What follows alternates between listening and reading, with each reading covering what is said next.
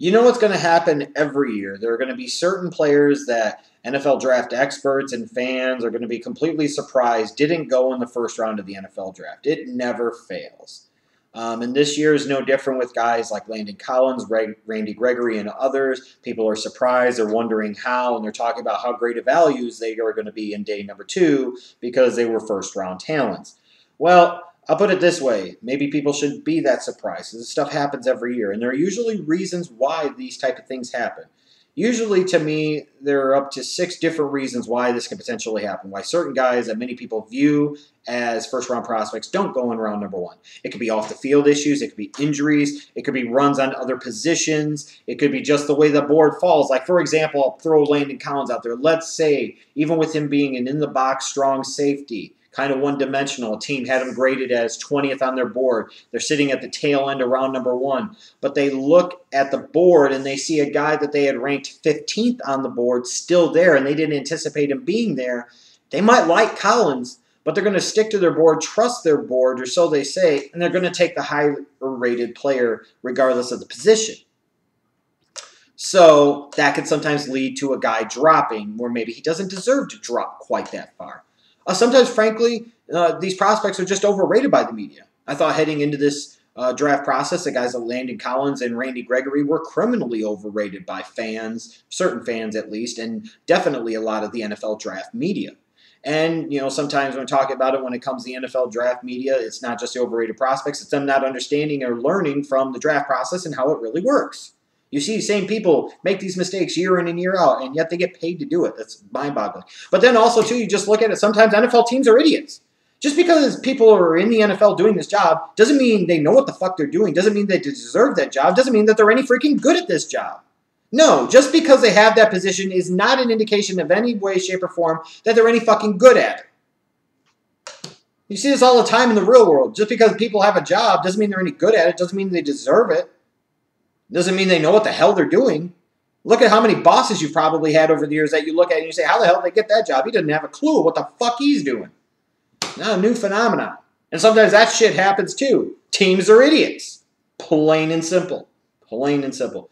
But let's look at some of these most notable prospects that many viewed throughout the process as being first-round picks that ultimately weren't taken on day number 1 of the 2015 NFL Draft, and maybe examine kind of why they dropped and why maybe people shouldn't be that surprised that they did drop. Let's start off with off-the-field issues. You look at Dorial Green-Beckham. His off-the-field issues are well documented. The number 1 most important thing a high prospect can be for an NFL team, a high draft pick can be, is available.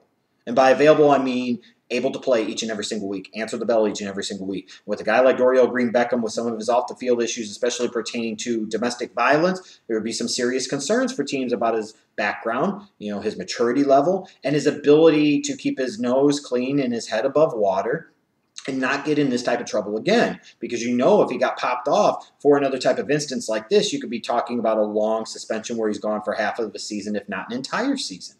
That weighs on teams when you're talking about committing a lot of money to a guy. And for a case like a Dorial Green-Beckham, that might explain why he dropped in round number 2, maybe along with the fact it's just the way the board fell. You look at a guy like Lyle Collins. Either he's done himself more damage than anybody could imagine, or he's just a victim of incredibly, horribly bad timing. But either way, NFL teams don't know. And the biggest fear of all for them right now is that uncertainty of not knowing. Because you don't want to invest a first-round pick in a guy when you don't know if he's even going to be available to you because he might have a murder trial. This is the type of stuff that NFL teams are thinking about. So it's not that surprising at all that he dropped out of the draft, dropped down in the draft. It's not all that surprising. His agent was trying to get him out of the draft and put him in the supplemental draft once things cleared up. It's just the way it is. NFL teams can't sit there with a straight face and risk a first-round pick on him.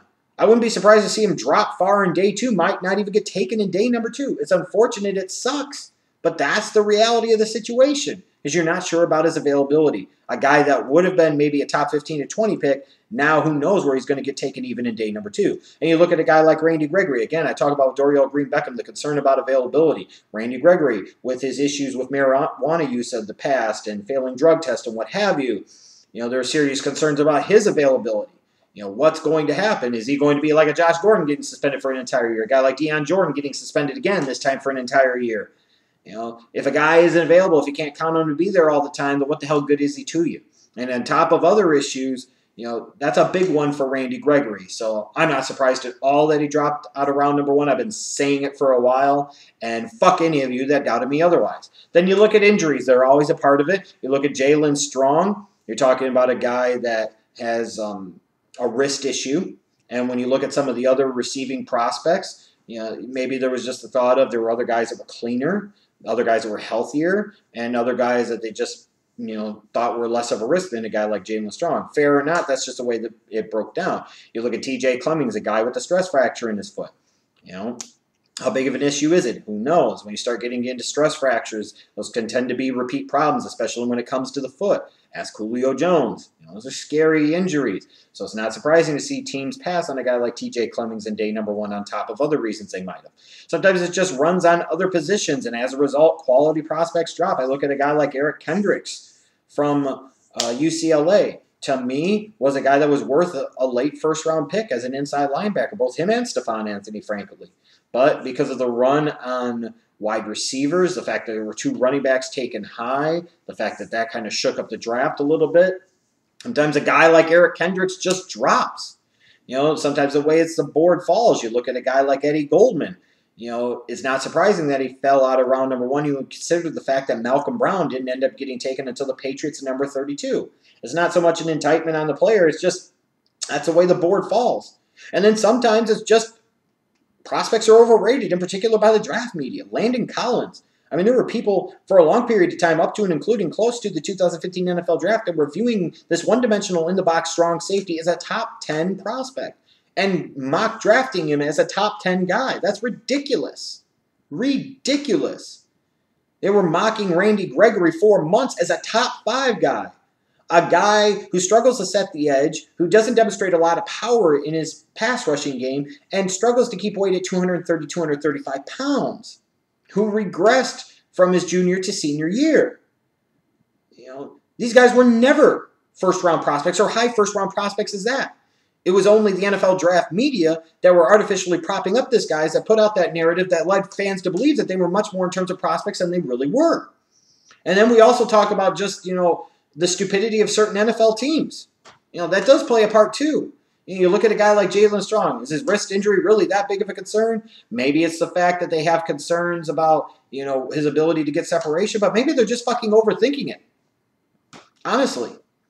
Maybe when it comes to a guy like Dorial Green-Beckham, yeah, he has some off-the-field issues, but are his off-the-field issues so much worse and his maturity questions so much worse than, let's say, a Marcus Peters who was taken at number 18? Yes, I understand we're not talking about Peters with an issue in terms of domestic violence. I grant that. And what Dorial Green-Beckham was involved with isn't exactly great. But you're also talking about from an NFL team standpoint. Again, I emphasize the number 1 most important thing that a high draft pick can be is available to their team. And you're talking about a Marcus Peters who was kicked off of the team at Washington, or he quit, whatever the freak you want to say. This was a guy that was a highly thought-of prospect that didn't finish his last season at Washington. And with the recent spell of young players retiring in the NFL, isn't that a bit of a concern that maybe one day he would just say enough and then he would retire really early? Or aren't you concerned about the fact that this guy could be a locker room cancer and he might quit on the team, or you might have enough of him? Where is his issue so much less of a concern than, let's say, a Dorial Green-Beckham? That's a question that I have right there. I look at guys like Kendricks and Eddie Goldman. They are guys that carry first-round grades to me, but they're guys that just drop because of situation and circumstance, and that's just the way it goes. So there are all these different reasons and all these different issues at play when it comes to why certain guys end up getting drafted here and some guys end up dropping to day number 2. And sometimes it is just that NFL teams are idiots. That's all it is to it, along with these other issues. Now, some of these guys will end up being productive players at the NFL level. Some of them probably will not be. But we shouldn't be that surprised when these guys drop, because it's bound to happen, because it happens every year for the same reasons every single year.